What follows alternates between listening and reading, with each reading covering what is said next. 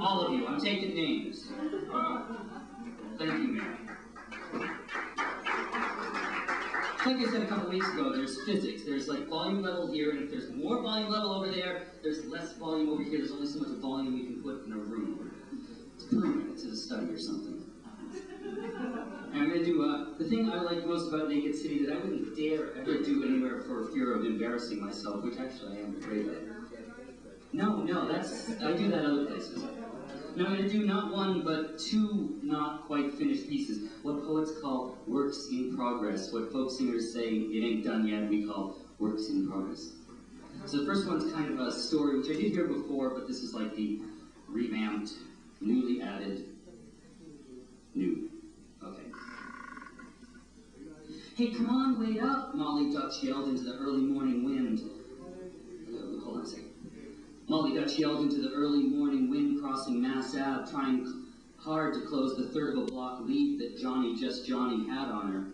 It wasn't easy either. He had much longer legs, and no matter where he was walking, Johnny Just Johnny always looked like he was going somewhere.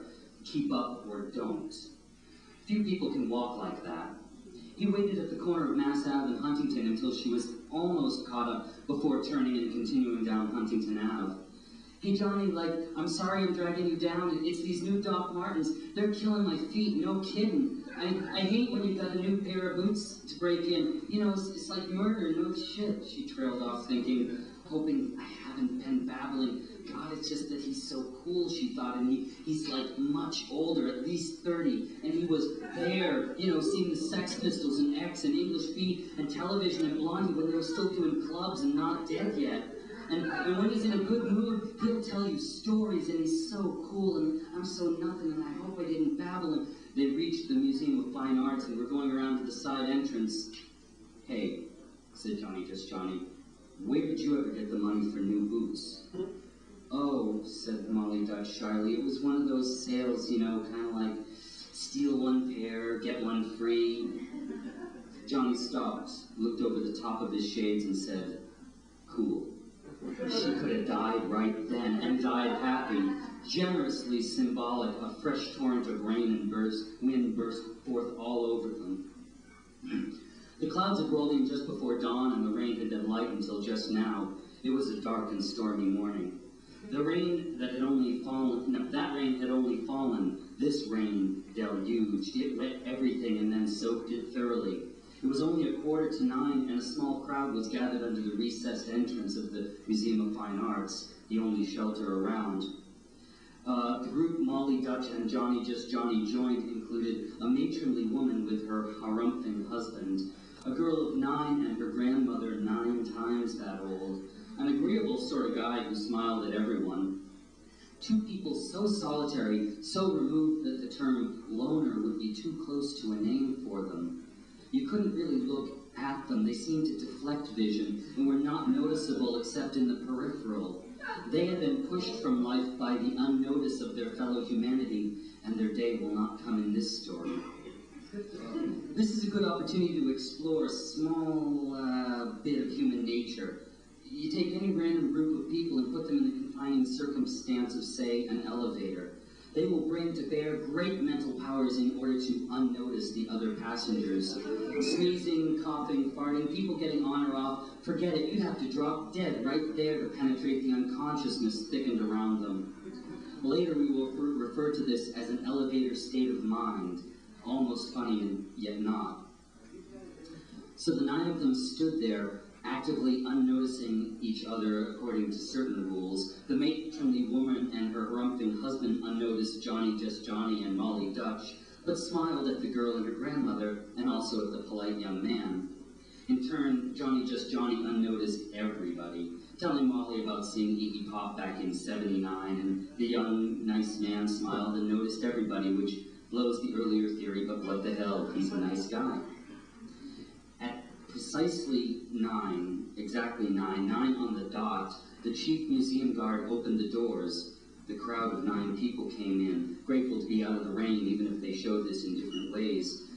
Tickets bought, they passed through the archway into the C. Brown Gallery, or turned and went up the stairs to the 2nd floor, dispersing in pairs or alone, however they came. Later, the chief guard, ticket taker of 8.5 years' spotless experience, will wonder fruitlessly why he remembers 9 people passing through the great gates, but counts only 6 tickets sold. He at first suspects that pair of punk rockers of sneaking through somehow, disgusting, trashy things. It ought not be allowed. But no, he has 8.5 years' spotless experience. They've never slipped by him. Anyway, that would only count for 2. He will spend the rest of the day trying to figure it out. He won't. Neither will he ever notice that no one else will enter the museum for the rest of the day. You see, it doesn't matter when you hear this story. As I'm telling it to you now, it will already have been told, and it will be told again long after my telling of it is done. So it doesn't matter when you hear this story, only that you hear it. This was the story of the Walking Backwards Man.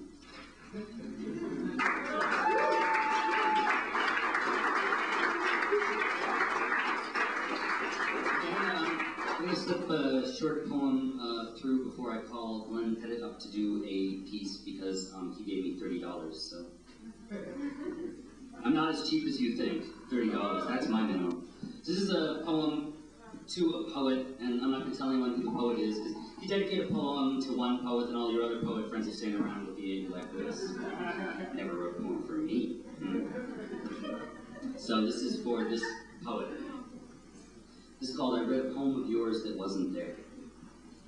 I read a poem of yours that wasn't even there. It was in a book I bought from you for only $7, and that's a bargain, I can tell you straight. Well, there I was at the bar again, mixing beer and poetry. Oh, sure, it's dangerous, but I like it. And coming up with a magic spell I must have stumbled dumb over. Well, they say the best kind of magic is what you improvise yourself, and guided by the warp and the weave of your words, well, there it was, that poem. To tell the truth, I never got past the first line. It was a poem in itself. It was a killer first line. I showed it to people sitting next to me, and they said, wow, just like I did, so I knew that they saw it too. Not marking the page, I pushed the book into my backpack and headed home, said I'd find it the next day and write it down in my journal and live by it. But the next morning, I couldn't find it. I reread that book 9 times, made good friends with each poem in it, but couldn't even find it. I couldn't even bring myself to ask. I mean, what could I do? How do you ask one poem about another? It's like asking a group of beautiful women, hey, where did your beautiful sister go? Because they are all alive, each taking flight at the turning of a page. And as my spirit heart holds their each and every beauty close, and my spirit eyes will look to each new poem you will write to see if ever the mystery sister will return. Thank you. Next, Glenn